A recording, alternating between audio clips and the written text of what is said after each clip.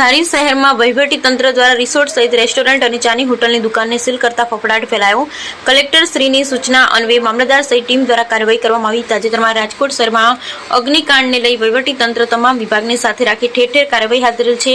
ત્યારે અમરેલી જિલ્લા ધારી શહેરમાં આવેલા રિસોર્ટ તેમજ રેસ્ટોરન્ટ અને ચાની હોટલ ચલાવતા વેપારીની દુકાનને સીલ મારી કાર્યવાહી હાથ ધરતા વેપારીઓમાં ફફડાટ ફેલાયો હોય ત્યારે ધારી મામલતદાર દ્વારા જણાવવામાં આવ્યું હતું કે ફાયર વિભાગની એક પણ એનઓસી વેપારી પાસે નથી, જેથી નિયમ અનુસાર ફાયર વિભાગની એનઓસી હોવી જરૂરી છે। જ્યાં સુધી આ ફાયર વિભાગની એનઓસી નહીં મળે ત્યાં સુધી આ તમામ દુકાનો બંધ રાખવામાં આવશે।